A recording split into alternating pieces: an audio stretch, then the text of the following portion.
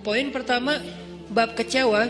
Kalau kita kecewa, saya yakin semuanya pernah kecewa dan mungkin masih akan kecewa atau bahkan lagi kecewa sekarang.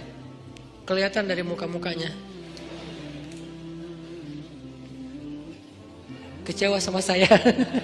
Kenapa ceramahnya lama sekali? Jadi kalau lagi kecewa, apa poinnya tadi? Panggillah Allah. Ya Allah, ya Jabbar, wajiburni, hibur saya ya Allah. Hibur saya, hibur hati saya ya Allah. Gimana cara Allah menghibur hati kita? Allah menghibur hati kita itu dengan diberikan wajilat qulubuhum. Allah menghibur hati kita dengan dijadikan liyazdadu imanan ma'a imanihim. Allah menghibur hati kita dengan dijadikan apa? Tuma'ninatul qalb. Ala bidzikrillah tatma'innul qulub. Banyak cara Allah menghibur hati. Apakah Nabi pernah sedih atau kecewa? Kecewa pernah, sedih pernah di Al-Quran. Direkam. Terus cara Allah menghibur hati Nabi yang lagi sedih atau kecewa gimana? Ya ayyuhal muzammil qumil layla illa qalila nisfahu awil qus minhu qalila أو زد عليه ورتل القرآن ترتيلا إن ناشئة الليل شد وطئا وأقوم قيلا. Allah panggil Nabi ketika lagi sedih dan tidur. Ya ayyuhal muzammil. Ini dua kondisi Nabi lagi tidur dan dipanggil Allah. Satu, ya ayyuhal muddathir. Satu lagi, ya ayyuhal muzammil. Tidur kenapa Nabi? Bukan tidur, tertidur. Gara-gara capek seharian berdakwah dan capek seharian dibully. Dibully di mana-mana, pergi ke pasar, dibully di pasar, pergi ke tempat pertemuan, dibully di tempat pertemuan, pergi di sepanjang jalan, dibully di sepanjang jalan, pergi ke rumah keluarga besarnya, ke tetangganya, ke pamannya, ke sepupunya, dibully oleh tetangga dan keluarga besarnya. Kemanapun beliau pergi, beliau dibully, dihead, dihina, dicela seharian dari pagi. Satu kota Mekah ngebully beliau. Ada yang mengatakan beliau itu penyihir, ada yang mengatakan beliau itu pembohong, ada yang mengatakan beliau itu tercela. Muzammam, nama aslinya Muhammad, artinya terpuji, tapi diplesetin jadi Muzammam, artinya tercela. Atau orang salib dulu, pas perang salib menamakannya dengan istilah Muhammad.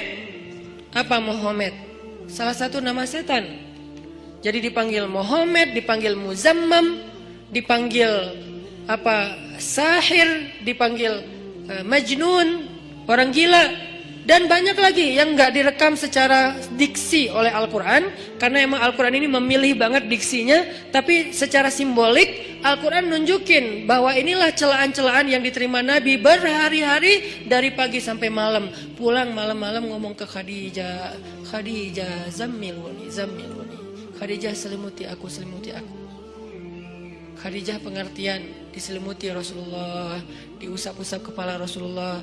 Tenang Rasulullah, tenang ya Rasulullah, la tahzan ya Rasulullah, Allah gak akan ninggalin kamu, Allah tuh sayang sama kamu ya Khadijah. Tapi di tubuh Rasulullah tuh banyak lemparan, bekas lemparan, dibersihin sama Khadijah. Setelah Khadijah wafat, nanti yang menggantikannya Fatimah yang bersihin bekas-bekas lemparan orang. Ada yang lemparin kotoran, ada yang lemparin barang benda-benda keras sehingga melukai Nabi, dibersihin sama Khadijah. Udah capek, Nabi tertidur.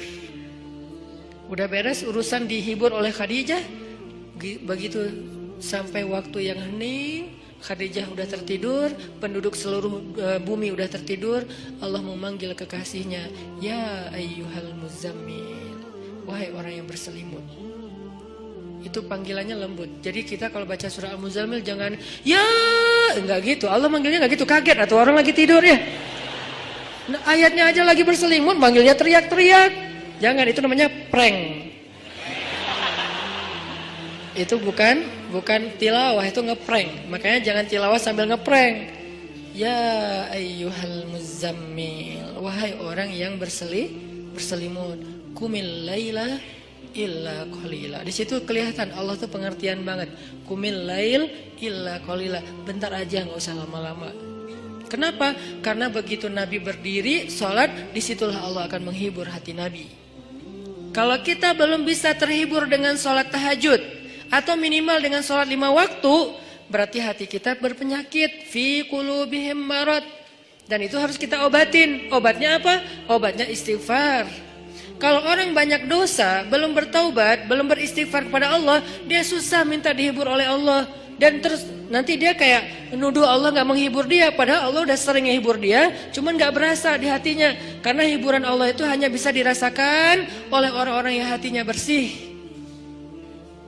Dan cara membersihkan hati itu tazkiyatul nufus atau tazkiyatul qulub, tathhirul qulub adalah dengan salah satunya istighfar. Perbanyak istighfar supaya begitu nanti kita ada masalah, kalau kita nanti lagi disakitin, kalau kita lagi kecewa dan sedih, kita bilang wajibur nih ya Jabar, wajibur nih ya Jabar. Allah hibur kerasa kita lagi dihibur oleh Allah. Kan enak ya kalau apa yang Allah perlakukan kepada kita tuh kita kayak ngerasa, itu enak tuh. Daripada Allah udah habis-habisan ngehibur kita, kita nggak ngerasa. Ibarat Allah udah ngirim kita japrian, nggak dibaca-baca sama kita. Terus nanti kita tuduh, lu kok nggak empati banget sih sama gue lagi sedih-sedihnya, gue curhat nggak dibalas-balas. Udah dibalas, nggak ada, lu aja nggak baca. Oh ya ada, banyak ternyata. Artinya nggak dibuka sama kita kan? Kenapa nggak dibuka? Mungkin pulsa kita habis, mungkin handphone kita error, mungkin apa dan segala macam kemungkinan. Nah gitu juga dengan Allah. Wa idza sa'alaka ibadi anni fa inni qarib. Qarib itu kalau lebih dekatnya namanya akrab. Akrab. Qarib. Sahabah qarib, sahabat karib. Itu bahasa Arab. Kan saya sering nge-mention bahwa ini dari bahasa Arab, bahwa biar kita tahu identitas bahasa kita itu sebetulnya sebagian besar diambil serapan dari bahasa Arab. Terus siapa yang merangkai bahasa Indonesia dari bahasa Arab kalau bukan ulama? Jadi nggak bisa dilepaskan antara ulama dengan Indonesia, antara ulama dengan kebangsaan, antara ulama dengan nasionalisme. Toh bahasa nasional kita dibentuk oleh ulama. Buktinya serapannya 90% itu bahasa Arab. Sebagiannya benar terjemahannya, sebagiannya keliru, tapi tetap aja bahasa Arab. Makanya kenapa saya sering mention itu bukan mau apa di Arabin biar gaya, biar kelihatan ustadz gitu, enggak. Kalau mau kelihatan Arab banget saya banyakin Arab emang itu mah. Ini enggak lagi kayak gitu. Lagi pengen menarik benang sejarah kalau bahasa kita itu emang sebetulnya bahasa Arab yang diserap. Jadi kalau ada yang agak alergi tentang Arab, saya pikir ini berlebihan. Kita nggak alergi terhadap ras, mau Arab kayak, mau Eropa kayak, mau Afrika, mau apa, ya kan itu semuanya takdir Allah kan. Emang kita bisa minta diciptain sebagai orang apa? Nggak bisa kan? Ya Allah saya pengen diciptain sebagai orang apa ya enaknya. Ini deh orang Rusia, tinggi, putih, rambutnya pirang. Ya Allah saya pengen diciptakan sebagai orang Afrika. Kenapa? Biar tawadu. Enggak gitu juga sih. Jadi kita nggak bisa request gitu kan ya. Dan orang Afrika pun sebetulnya sekarang kan jadi keren ya. Orang kulit hitam keren nggak sih? Berasa sekufu, segolongan. Kalau orang kulit hitam didiskriminasikan nggak keren, kasihan atuh. Kan kulit hitam juga sekarang jadi favorit. Bahkan banyak orang yang pengen menghitamkan kulitnya. Ini artinya ya nggak bisa request mau jadi orang apa, sehingga kita nggak boleh benci golongan ataupun ras, karena dia diciptakan kayak gitu tuh bukan pengennya dia, itu namanya sunnatullah dan takdir, itulah ketentuan Allah. Kalau kita cela rasnya, berarti kita mencela pencipta ras itu, yaitu Allah Subhanahu Wa Taala. Balik lagi ke yang tadi, intinya bahasa kita emang diserap dari bahasa Arab. Nah kita minta sama Allah.